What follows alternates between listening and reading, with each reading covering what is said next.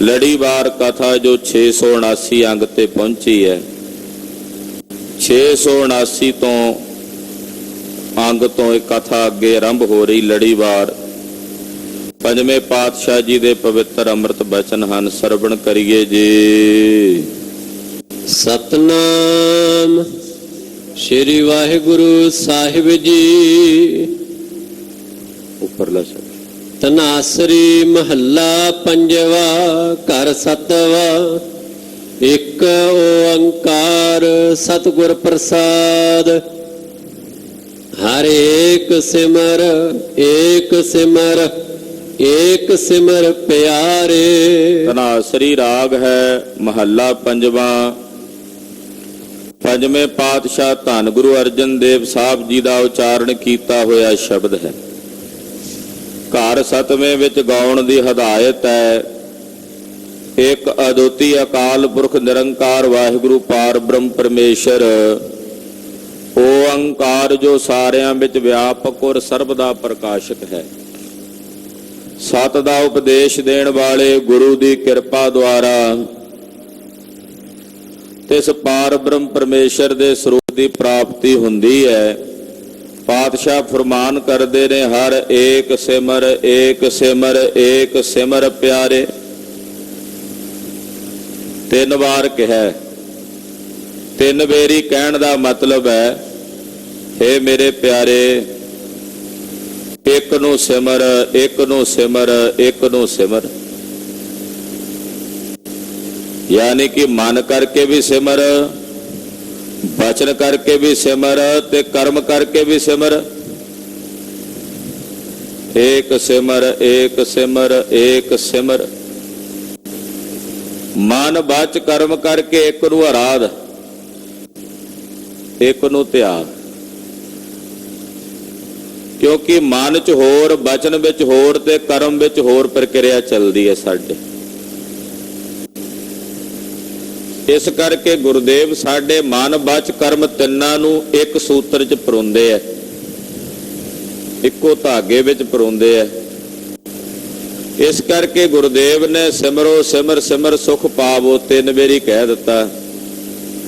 सिमर सिमर सिमर प्रभ अपना, यानी कि मन वच कर्म करके अपने उस मालक नूं परमेश्वर नूं आराधो।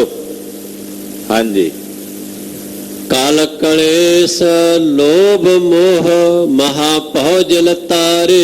जदों मन वच कर्म करके एक नूं सिमरोगे, हे मेरे प्यारे, जदों एक नूं ध्यावोगे तां तुहाडे जितने कलह कलेश ने, कल कलेश, जितने कलह कलेश ने, एक कलह है कलेश, दोवें आ गए। कलह जिहड़ा ही बाहरों कोई आके सानू परेशान करे, वो कलह। कलेश जिहड़े घर दे विच उत्पन्न होण, इदां ये 2 प्रकार दे हो गए। जदों निरंकार नूं सिमरोगे, बाहरों आउण वाले विकार जिहड़े अखां राही वेख के उत्पन्न हुंदे ने, कन्नां राही निंदा सुन के उत्पन्न हुंदे ने, ते अंदरों पैदा होने वालियां बिरतियां चिंता आदक, ये क्लेश निरंकार परमेश्वर दा सिमरन करके बिनस जाते हैं। कल कलेश तन माहे मिटावो। ये कला कलेश नूं अपने हिरदे चों तुहां मिटाओगे, जदों सिमरोगे मिट जाणगे। लोभ मोह महाभव जल तारे। लालच, लोभ, मोह दी बिरती, ये बड़े महा भयानक विकार ने। पातशाह कहते, जदों तुसी एक नूं सिमरोगे मन वच कर्म करके, ओदा सिमरन तुहानू इन्हां सारियां विकारां तो भवजल तो तार देवेगा। इस भव सागर तो पार उतार देवेगा। निरंकार दे सिमरन दी बरकत ये होवेगी कि तुसी लोभ, कल, कलेश, मोह, ये जिन्ने विकार ने इन्हां तो तर जाओगे। रहाओ ਸਾਸ ਸਾਸ ਨਿਮਖ ਨਿਮਖ ਦਿਨ ਸਰੈਨ ਚਿਤਾਰੇ। ਹਰ ਸਾਹ ਨਾਲ ਸਵਾਸ ਸਵਾਸ, ਦਿਨ ਸਰਾਤ, ਦਿਨ ਰਾਤ ਲਗਾਤਾਰ, ਨਿਮਖ ਨਿਮਖ, ਹਰ ਪਲ ਹਰ ਘੜੀ ਮੈਂ ਆਪਣੇ ਉਸ ਮਾਲਕ ਨੂੰ ਚਿਤਾਰੇ ਯਾਦ ਕਰਦਾ ਹਾਂ। ਹਰ ਸਾਹ ਨਾਲ, ਫਿਰ ਕਹਿੰਦੇ ਹਰ ਨਿਮਖ ਨਾਲ। ਨਿਮੇਖ, ਨਿਮੇਖ ਦਾ ਮਤਲਬ ਹੁੰਦਾ ਅੱਖ ਦਾ ਪੋਰ। ਜਿੰਨਾ ਸਮਾਂ ਅੱਖ ਬੰਦ ਕਰਕੇ ਖੋਲਣ 'ਚ ਲੱਗਦਾ ਇਤਨਾ ਸਮਾਂ ਨਿਮੇਖ। ਹਰ ਨਿਮਖ ਵਿੱਚ, ਹਰ ਸਾਹ ਨਾਲ, ਹਰ ਦਿਨ ਤੇ ਹਰ ਰਾਤ ਮੈਂ ਆਪਣੇ ਪ੍ਰਭੂ ਨੂੰ, ਮਾਲਕ ਨੂੰ ਚਿਤਾਰੇ ਯਾਦ ਕਰਦਾ ਦਿਨ ਰਾਤ। ਐਸਾ ਨਹੀਂ ਉਹਦੇ ਲਈ ਪਹਿਲਾਂ ਮੈਂ ਮਹੂਰਤ ਸੁਧਾਵਾਂ, ਫਲਾਣਾ ਦਿਨ ਆਵੇਗਾ ਉਸ ਦਿਨ ਤੋਂ ਕਰਾਂਗੇ ਪ੍ਰਾਰੰਭ, ਸ਼ੁਰੂਆਤ। ਅਮਕੇ ਦਿਨ ਨੂੰ ਹੁਣ ਗੁਰਦੁਆਰੇ ਬਣਾਵਾਂਗੇ ਜਾਣ ਦਾ ਪ੍ਰੋਗਰਾਮ, ਫਲਾਂ ਦਿਨ ਨੂੰ ਅਸੀਂ ਆਹ ਧਰਮ ਕਰਮ ਦੀ ਕਿਰਤ ਕਰਾਂਗੇ। ਯਾਨੀ ਕਿ ਅਸੀਂ ਵੀ ਸਮੇਂ ਦੀ ਵਿਚਾਰ ਕਰਦੇ ਹਾਂ, ਪਰ ਗੁਰਸਿੱਖ ਤਾਂ ਕਹਿੰਦਾ ਮੈਂ ਆਪਣਾ ਕੋਈ ਦਿਨ ਰਾਤ ਸਵਾਸ ਨਿਮਖ ਵਿਅਰਥ ਜਾਣ ਹੀ ਨਹੀਂ ਦੇਣਾ। ਹਰ ਨਿਮਖ, ਹਰ ਪਲ, ਹਰ ਸਾਹ ਨਾਲ ਮੈਂ ਆਪਣੇ ਨਿਰੰਕਾਰ ਵਾਹਿਗੁਰੂ ਪਰਮੇਸ਼ਰ ਦੇ ਅੰਮ੍ਰਿਤ ਨਾਮ ਨੂੰ ਚਿਤਾਰੇ ਯਾਦ ਕਰਦਾ ਹਾਂ। ਸਾਧ ਸੰਗ ਜਪ ਨਿਸੰਗ ਮਨ ਨਿਧਾਨ ਧਾਰੇ। ਹੇ ਗੁਰਮੁਖਾ, ਸਾਧ ਸੰਗਤ ਵਿੱਚ ਆ ਕੇ ਨਿਸੰਗ ਹੋ ਕੇ ਜਪ। ਇਹ ਨਿਸੰਗ ਹੋ ਕੇ ਜਪਣ ਦਾ ਕੀ ਮਤਲਬ ਹੈ? ਵੀ ਜਦੋਂ ਸੰਗਤ ਵਿੱਚ ਆ ਗਿਆ ਉਦੋਂ ਸੰਗਤ ਵਿੱਚ ਹੀ ਰਹੇ। ਫਿਰ ਤੈਨੂੰ ਫਿਕਰ ਚਿੰਤਾ ਨਾ ਹੋਵੇ ਵੀ ਪਿੱਛੇ ਆ ਕੰਮ ਰਹਿੰਦਾ, ਆ ਕਰਨਾ। ਉਹ ਜਦੋਂ ਜਾਣਾ ਉਦੋਂ ਚਿੰਤਾ ਕਰਨੀ ਹੈ, ਕਰੀ ਜਾਈ ਉੱਥੇ ਜਾ ਕੇ। ਪਰ ਜਿੰਨਾ ਚਿਰ ਸੰਗਤ ਵਿੱਚ ਬੈਠਾ ਉਦੋਂ ਨਿਸੰਗ ਹੋ ਕੇ, ਨਿਸ਼ਚਿੰਤ ਹੋ ਕੇ ਬੈਠ। ਇਹ ਸਮਝ ਕੇ ਬੈਠ ਕਿ ਬਸ ਮੇਰੀ ਸਾਰੀ ਜ਼ਿੰਦਗੀ ਦਾ ਮੁੱਖ ਮਨੋਰਥ ਦਾ ਜਿਹੜਾ ਕੀਮਤੀ ਸਮਾਂ ਇਹੀ ਹੈ, ਮੈਂ ਇਸ ਨੂੰ ਜੀਵਾਂ, ਇਹਦਾ ਪੂਰਾ ਰੰਗ ਮਾਣਾ। ਜਿੰਨਾ ਚਿਰ ਸਤ ਸੰਗਤ ਵਿੱਚ ਬੈਠੇ ਆ ਉਤਨਾ ਦੇਰ ਮਨ ਇੱਥੇ ਇਕਾਗਰ ਹੋਣਾ ਚਾਹੀਦਾ। ਉਨੀ ਦੇਰ ਤੱਕ ਸੁਰਤ ਕਿਸੇ ਕੰਮ ਧੰਦੇ ਵਾਲੇ ਪਾਸੇ ਨਾ ਜਾਵੇ। ਜੇ ਤੁਸੀਂ ਬਣਾ ਕੇ ਆਏ ਹੋ ਨਾ ਮਨ ਵੀ ਅੱਧਾ ਘੰਟਾ 1 ਘੰਟਾ ਸੰਗਤ ਵਿੱਚ ਬੈਠਣਾ, ਤਾਂ ਫਿਰ ਉਹ ਮਨ ਬਣਿਆ ਹੀ ਰਹਿਣਾ ਚਾਹੀਦਾ। 1 ਘੰਟਾ ਨਾ ਸੋਚੋਗੇ, 1 ਘੰਟਾ ਕਾਰਾਂ ਵਿਹਾਰਾਂ ਵੱਲ ਨਾ ਚਿਤਵੋਗੇ ਤੇ ਐਸਾ ਨਹੀਂ ਹੋਵੇਗਾ ਵੀ ਉਹ ਕੰਮਕਾਰ ਜਿਹੜੇ ਸਾਡੇ ਚੱਲ ਰਹੇ ਨੇ ਉਹਦੇ ਬਾਰੇ 1 ਘੰਟਾ ਸੰਗਤ ਵਿੱਚ ਬੈਠ ਕੇ ਨਾ ਚਿਤਵਾ ਸੋਚਾਂਗੇ ਤੇ ਹੋਣੇ ਨਹੀਂ। ਉਹ ਜੋ ਹੋਣੇ ਨੇ ਹੋ ਹੀ ਜਾਣੇ ਨੇ। ਪਰ ਜਿੰਨਾ ਸਮਾਂ ਅਸੀਂ ਬੈਠੇ ਆ ਉਹਨਾਂ ਚਿਰ ਗੁਰੂ ਦੇ ਹੀ ਹੋ ਕੇ ਗੁਰੂ ਦੇ ਚਰਨਾਂ ਵਿੱਚ ਰਹੀਏ। ਉਹਨੂੰ ਕਹਿੰਦੇ ਆ ਸਾਧ ਸੰਗਤ ਵਿੱਚ ਆ ਕੇ ਨਿਸੰਗ ਹੋ ਕੇ ਜਪਣਾ। ਸਾਧ ਸੰਗ ਜਪ ਨਿਸੰਗ, ਨਿਸੰਗ ਹੋ ਕੇ ਜਪ, ਨਿਸ਼ੰਕ ਹੋ ਕੇ ਜਪ। ਨਿਸੰਗ ਦਾ ਮਤਲਬ ਨਿਸ਼ੰਕ, ਸ਼ੰਕਾ ਨਾ ਰੱਖ ਮਨ ਚ ਕੀ ਹੋਵੇਗਾ ਕੀ ਬਣੇਗਾ। ਬਸ ਰਸ ਲੈ ਗੁਰੂ ਕੀ ਸੰਗਤ ਦਾ, ਗੁਰੂ ਕੇ ਦਰਸ਼ਨਾਂ ਦਾ।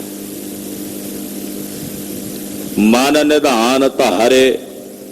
ਸੱਜਣਾ ਤੂੰ ਆਪਣੇ ਮਨ ਵਿੱਚ ਖਜ਼ਾਨਾ ਧਾਰਨ ਕਰੇਗਾ। ਜਦੋਂ ਸੰਗਤ ਵਿੱਚ ਆਏਗਾ ਨਿਸੰਗ ਹੋ ਕੇ ਪਰਮੇਸ਼ਰ ਨੂੰ ਜਪੇਗਾ, ਤੈਨੂੰ ਤੇਰੇ ਮਨ ਵਿੱਚੋਂ ਵੱਡੇ ਖਜ਼ਾਨੇ ਦੀ ਪ੍ਰਾਪਤੀ ਹੋਵੇਗੀ। ਨਿਧਾਨ ਕਹਿੰਦੇ ਨੇ ਨਿਧੀਆਂ ਦੇ ਖਜ਼ਾਨੇ ਨੂੰ। ਪ੍ਰਭ ਕੈ ਸਿਮਰਨ, ਪ੍ਰਭੂ ਦੇ ਸਿਮਰਨ ਦੇ ਵਿੱਚੋਂ ਰਿੱਧ ਸਿੱਧ ਨਵ ਨਿਧ।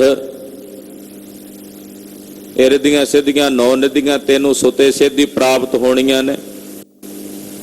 ਇਸ ਕਰਕੇ ਸੱਜਣਾ, ਜਦੋਂ ਤੂੰ ਪਰਮੇਸ਼ਰ ਨੂੰ ਆਰਾਧੇਂਗਾ, ਧਿਆਵੇਂਗਾ, ਚਿੰਤਨ ਵਿੱਚ ਲਿਆਵੇਂਗਾ, ਸੰਗਤ ਵਿੱਚ ਆ ਕੇ ਨਿਸੰਗ ਹੋ ਕੇ ਹਰੀ ਨੂੰ ਜਪੇਗਾ, ਤਾਂ ਤੈਨੂੰ ਤੇਰੇ ਮਨ ਵਿੱਚੋਂ ਹੀ ਸਾਰੇ ਖਜ਼ਾਨੇ ਲੱਭਣੇ ਸ਼ੁਰੂ ਹੋ ਜਾਣੇ ਆ।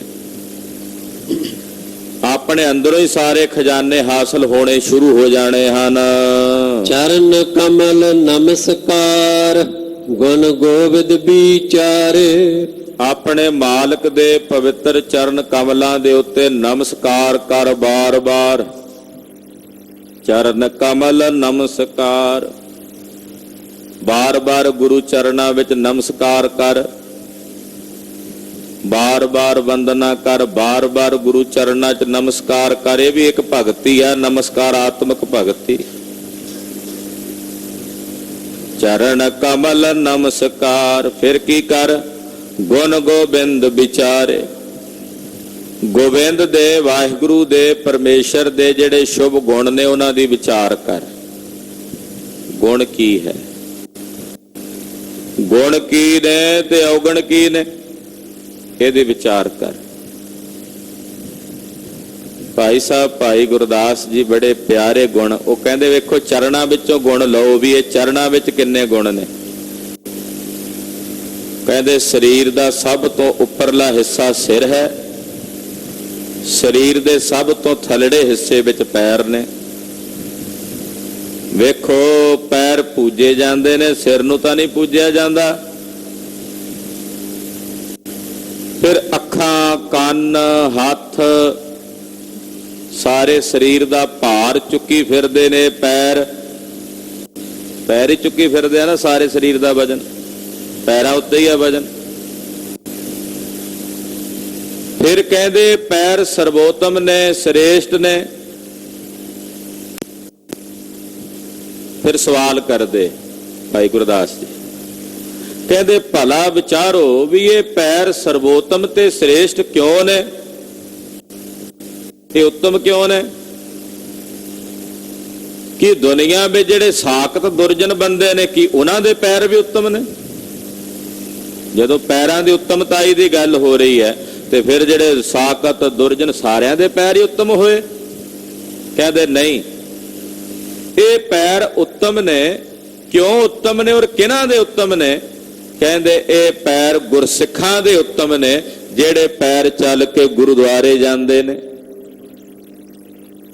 ਜਿਹੜੇ ਪੈਰ ਪਰਉਪਕਾਰ ਕਰਨ ਲਈ ਧਾਵਦੇ ਭੱਜ ਕੇ ਜਾਂ ਕਿਸੇ ਨੇ ਆਖਿਆ ਬਈ ਮੇਰਾ ਕਾਰਜ ਹੈ ਫਲਾਣੀ ਥਾਂ, ਤੇ ਉਸੇ ਵੇਲੇ ਉਹਨਾਂ ਪੈਰਾਂ ਨਾਲ ਉੱਠ ਕੇ ਨਾਲ ਚੱਲ ਪਿਆ।